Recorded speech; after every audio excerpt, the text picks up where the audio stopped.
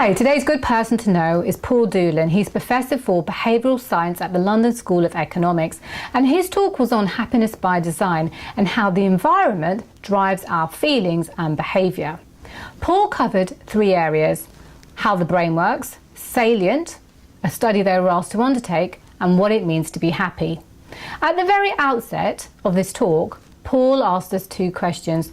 A very simple one, which didn't require much effort. In fact, our unconscious mind came up with the answer before we even thought about it. It was a very automatic, quick, effortless answer. And then a much harder question, which required us to use our conscious mind. We needed to be more thoughtful. It was a lot more effort and took a lot longer to get to. Now, which of the two do you think our mind makes its decisions by? The unconscious or the conscious mind? You got it in one. It's the unconscious, habitual mind. Paul and his team were asked to draw up some insights that would be useful for policymakers, and they wrote a report called Mindspace. They came up with a checklist for the physical environment called salient: sound, air, light, image, ergonomics, nature, and tint. And Paul elaborates in this video what he means by each one of those. He also then touched on what it means to be happy and said it's derived from our experiences, things that we find pleasurable and purposeful, and said do those but make sure they're easy. So I hope you enjoy this video. It's particularly relevant for anyone who just doesn't know what's holding you back. You need to change the way you think things through from a conscious mind to an unconscious mind, and then you may get your decisions a lot quicker. What's 2 plus 2? 17 times 24. Everything I'm about to say actually draws on the answers or the ways in which your brain processes the answers to those two questions. That 17 times 24 question requires you to consciously, effortfully and thoughtfully work out an answer. It's slow, it's conscious, it's effortful. It's the bit of your brain that you think drives most of your behaviour and acts and what you do, because it's what you've got conscious access to. Actually, most of what you do isn't so much thought about, but rather simply comes about. So when I ask you what 2 plus 2 is, effortlessly, automatically, unconsciously, and very fast, the answer 4 is in your head, automatic, unconscious, and fast bit that drives most of your behaviour. But because it's unconscious, you're not aware of the fact that it's driving most of your behaviour. You need to get over yourselves and appreciate and accept and embrace the fact that most of what you do simply comes about rather than being thought about. And the reason you should embrace it is actually you're making about 2,000 to 10,000 decisions every single day of your life.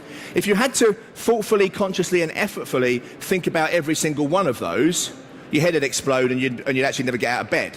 Your automatic brain, your unconscious mind, is actually very efficient. It's very good at helping to make life easy for you. Most of it was done on autopilot. What you want to do, what your brain wants to do, is it wants to conserve attentional energy. It wants to make something that's effortful, thoughtful, automatic and unconscious.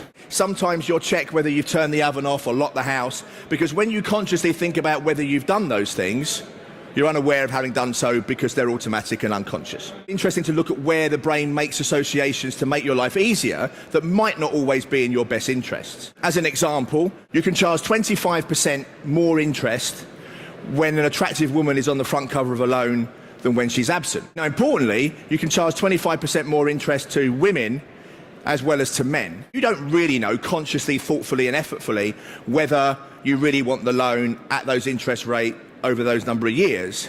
So your automatic system, which is always present, always active and always engaged, is trying to make life easier for you. It sees an attractive woman and associates it with an attractive loan. We've been doing a study in a big London hospital where we've managed to increase the hand washing rates of all staff and patients on the wards by being able to pump citrus lemon smells around the wards. Citrus lemon smell is evidently a very clean smell.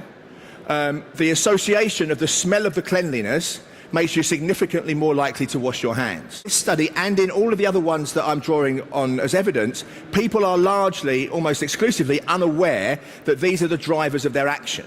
When you ask people subsequently, why did you wash your hands? Because they've only got access to their conscious Mr. Spot brain, they'll give you a very nice conscious Mr. Spot reason why they wash their hands. Largely unaware of the fact that it was an unconscious process that drew them to act in that way. We are blind to the real drivers and causes of our behaviour because they're largely unconscious and automatic. It's really quite significant for evidence and for science, right? Because you can't ask people conscious questions to understand the unconscious drivers of action. Market research, for all the best intent, is a complete waste of money. Because what it does is it not only can not tell you the real insights, it can lead you in the wrong directions about the real drivers of human action. A few years ago, around the time the coalition was formed, we were asked by Gus O'Donnell, who was then the Cabinet Secretary, if we could gather up some of these insights in ways that would be useful for policy making. Around that time, I'd just been reading about the power of checklists. The basic behavioural problem is called inattentional blindness. When you are paying attention to something, it is important and you focus paying attention to it, sometimes in a very narrow focus way that essentially doesn't draw your attention to the bigger picture things that are often happening around you. The reason that checklists work so well is they draw our attention away from the narrow focus of our attention at the time of a decision to take account of the things that are really obvious but overlooked. We wrote a report called Mindspace, which was a 9-letter mnemonic as a checklist for effects that influence us through largely unconscious and automatic processes. Now increasingly being applied to corporate decision making in ways that enable all decision makers to step back and think about how they can effectively change behaviour by understanding the automatic and unconscious drivers of action. We've been working on reducing energy consumption of householders by appealing to the N of Mindspace, which is norms. The norms, that is, basically we're social animals and we want to be like people like us, in spite of what the market research will tell you, which you want to be different. Actually, you do want to be a bit different, but you want to mostly blend in. We take the cues for our own actions from what relevant others are doing. When we tell people that they are a high-end energy user relative to other households of a similar size, we can get long-term sustainable reductions in energy consumption. These are long-term reductions, they start off much higher, of 6%. And this is essentially just tapping into the fact that I don't like being different to people that I compare myself to. Your old evolved brain doesn't know whether you're old, young, gay, straight, black, white, Chinese or English. Your system 2, your Mr. Sprott brain, your thinking brain does. It's very different. It's influenced by education and environment and culture. But whereas your old evolved brain, which has evolved over billions of years, is largely neutral and blind to those effects. So once we understand the mechanisms that underpin the changes in action driven by this old evolved system, we can have very big effects on large populations with very small changes. With a research colleague of mine, Chloe Foy, we have developed a checklist for influences in the physical environment that again influence us through largely unconscious and automatic processes. And our checklist is salient, S-A-L-I-E-N-T. Sound, air, light, image, ergonomics, nature, tint. There have been some trials that have looked at, for example, how many words people can remember when they're in noisy environments and when they're in quiet environments. And not surprisingly, memory is significantly affected by noise levels. Airflow really affects people's behaviour and affects people's happiness. You would expect that natural light affects people's productivity and their well-being, and there are now good causal studies that show that. Brighter light also makes people more honest. Bright lights, we're under bright lights. It makes us unconsciously, consciously as well, but unconsciously, be more honest because we're on show. Our image is basically, paintings and pictures and artwork, and of course that can be good for us, but cluttered walls are very bad for us. Now we know that work environments, chairs, office furniture affect people when they report it affecting them. But what we need now is much more controlled conditions under which we assess the impact of those effects. There's been a lot of studies across different contexts showing that outdoor space, the images of outdoor space, trees and plants, have significant effects on people's productivity and well-being, have significant effects in particular on the recovery rates of patients in hospitals. If you can't do very much about your work environment, get a plant. In Happiness by Design, I talk about a study, well, it's not a study, it's evidence on Olympic Games bouts. Now, in judo, taekwondo, and all these things where you try and fight each other and kill each other, but you might not, you get randomly assigned red or blue at the beginning of the bout. If you are the lucky one to be assigned red, you are twice as likely to win that bout than if you've been assigned blue. Actually, there's been quite a few studies on red and blue. Red will enhance performance in detail-oriented tasks, and blue enhances performance in creative tasks. Two words that come out of my mouth at the LSE, in fact I have t-shirts made up of it every year by students, are context matters. Because that's absolutely critical to understanding human behaviour, because you need to understand the environments and situations that people are in order to understand the behaviour. And context, context, context. As you go through the elements of salient, you need to understand the context within which the element is being applied.